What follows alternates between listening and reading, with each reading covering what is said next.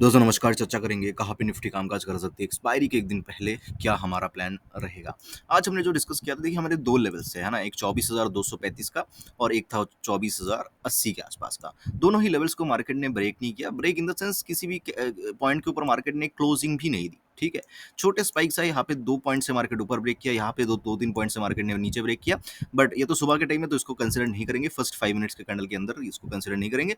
But यहाँ पे जो है 2-3 पॉइंट से मार्केट ने डेफिनेटली ब्रेक किया, बट कोई क्लोजिंग नहीं आई है ना, बहुत ही फास्ट सेकंड्स के अंदर ब्रेक किया और नीचे आ गई। सो कोई ट्रेड हमारा यहाँ पे बना नहीं, बस वेट एंड वॉच का सिनारियो था और मार्केट के अंदर काफ़ी ज़्यादा जो है रैंडम मूव हमें देखने को मिला because of the Sensex expiry and everything. तो पॉसिबल है ना।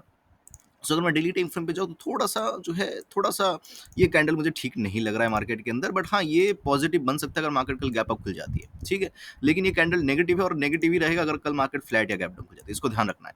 कल अगर ओपनिंग फ्लैट होती है या गैप डाउन होती है, तो डेफिनिटली ये जो कैंडल है इसका इंपॉर्टेंस बहुत बढ़ जाएगा। लेकिन वही चीज़ कल अगर मार्केट जो है गैप अप खुल जाती है ना, प्लस में खुल जाती है, तो ये कैंडल कहीं न कहीं हमारे लिए पॉजिटिव बन सकता है। आइए डिस्कस करते हैं क्या कैंडल कल मार्केट बना सकती है ना? सबसे पहले एक छोटा-सा चीज़ मैं देख रहा था, उसको एक बार मैं आपको सामने दिखा देता हूँ, ठीक है?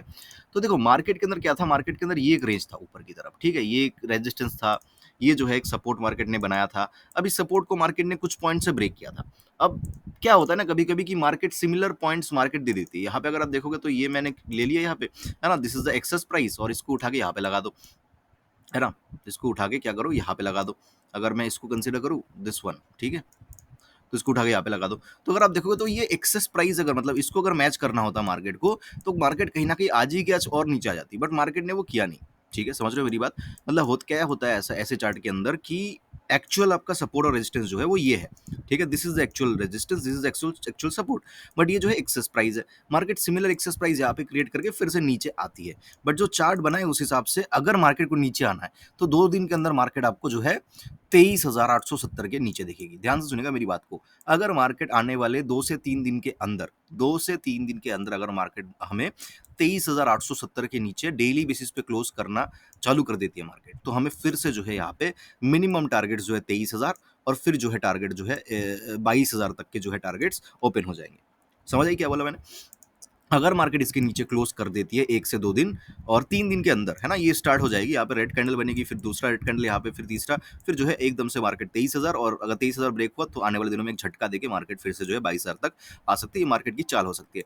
लेकिन अगर मार्केट ये करना नहीं चाहती तो मार्केट यहीं पे टाइम स्पेंड करके मार्केट फिर और ऊपर की तरफ जाता हुआ हमें नज़र आ सकता है। चलिए, ये ओवरऑल सिनेरियो है आने वाले दिनों के लिए ताकि आपको एक डायरेक्शन मिलती रहे, हाँ, ये मेरा जो है एक डायरेक्शन है मार्केट के अंदर। अब बात कर लेते हैं क्या कैंडल मार्केट बना सकती है। देखिए कैंडल क्या बन सकती है वो समझना बहुत इंपॉर्टेंट है, क्योंकि अगर आप एक दिन पहले समझ जाओगे कि हाँ चलो ये कैंडल बन सकता है, तो क्या होता है कॉन्फिडेंस अपने आप बढ़ जाता है।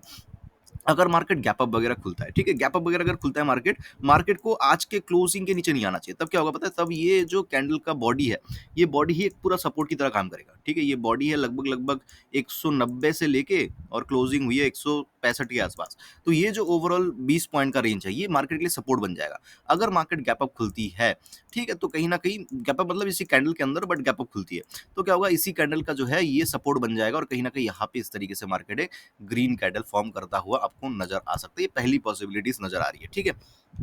दूसरी पॉसिबिलिटी अगर मार्केट गैप अप खुलती है इस कैंडल के बाहर, ठीक है, कहीं ना कहीं यहाँ पे खुल जाती है, तो भी सब इसके नीचे इस रेंज के नीचे नहीं आना चाहिए। तब दो पॉसिबिलिटीज है, एक तो मार्केट थोड़ा सा आए फिर ऊपर जाना स्टार्ट कर दे, ठीक है, और दूसरा पॉसिबिलिटी है कि मार्केट यहाँ तक आए फिर ऊपर जाना। लेकिन इफ रेंज के बाहर खुल रही है तो फिर से इसके अंदर आके फिर बाहर जाना, ये थोड़ा सा इसके चांसेस कम है, 80% 75%। मगर अगर गैप अप खुलती है तो थोड़ा सा नीचे आके फिर ऊपर जाना, इसके चांसेस जो है ज़्यादा दिखते हैं मार्केट के अंदर।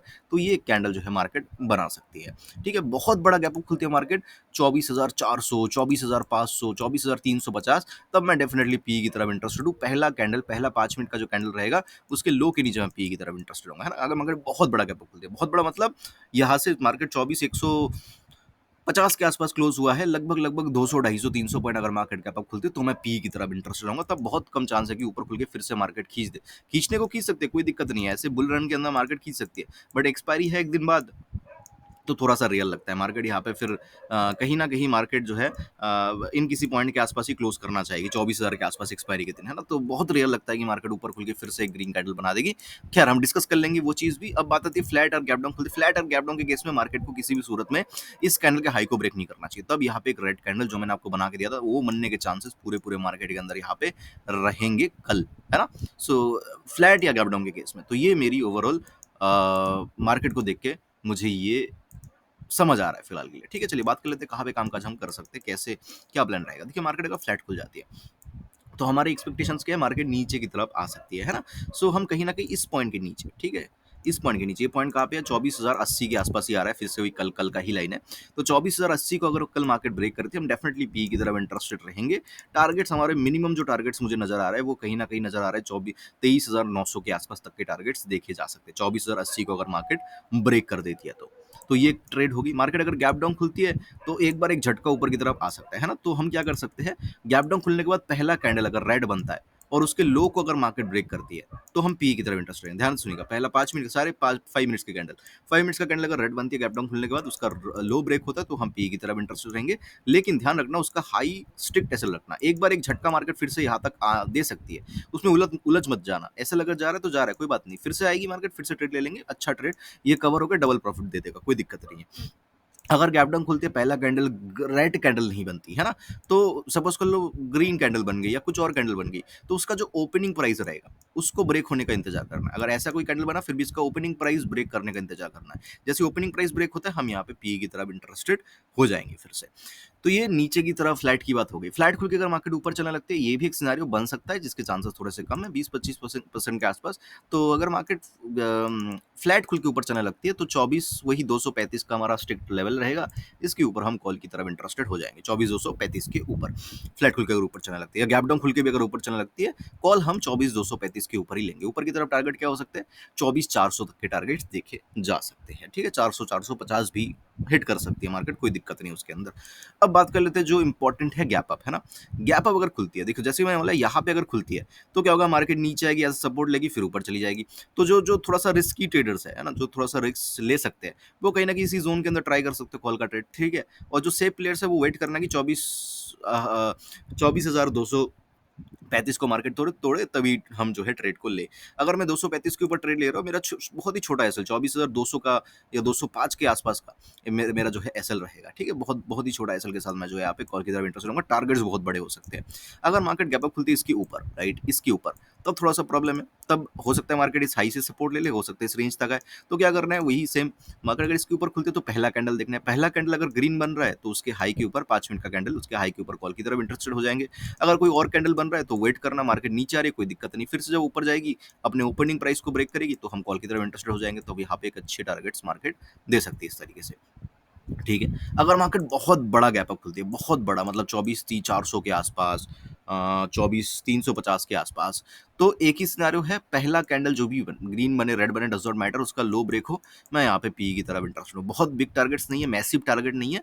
ऊपर खुलती है तो लगभग 70-80 पॉइंट का मैं टारगेट रखूंगा चार्ट के ऊपर, और जब भी 70-80 पॉइंट अचीव हो जाएंगे, मैं बुक कर लूँगा, कहीं पे भी ओपन हो, 24,350 पे, 24,400 पे, 24,500 पे, पहला कैंडल का लो ब्रेक होते ही मैं यहाँ पे पी की तरफ इंटरेस्ट रहूंगा। लेकिन शर्त एक है कि मार्केट खुली, ठीक है, खुलने के बाद जो है क्या क्या नहीं होना चाहिए, मार्केट जो है एकदम से जो है ऊपर नहीं जाना चाहिए।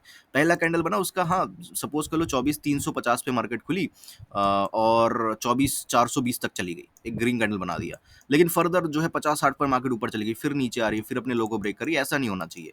मार्केट का पहला कैंडल का हाई बहुत ज्यादा ब्रेक नहीं होना चाहिए, या ब्रेक ही नहीं होना चाहिए। पहला जो भी कैंडल बनेगा, उसका हाई या तो ब्रेक ही ना हो, या तो जो है थोड़ा सा ब्रेक हो, बहुत ज्यादा ब्रेक ना हो। फिर अगर लोगों ब्रेक करते तो मैं पी की तरफ इंटरेस्टेड हूँ। नहीं तो क्या होगा, यहाँ पे एक रैली कंटिन्यू हो सकती है, और जिसके अंदर मैं इंटरेस्टेड कल के लिए, फिलहाल के लिए नहीं हूँ। और एक छोटा सा सिनेरियो डिस्कस करता हूँ, जो कि है गैप डाउन के केस में।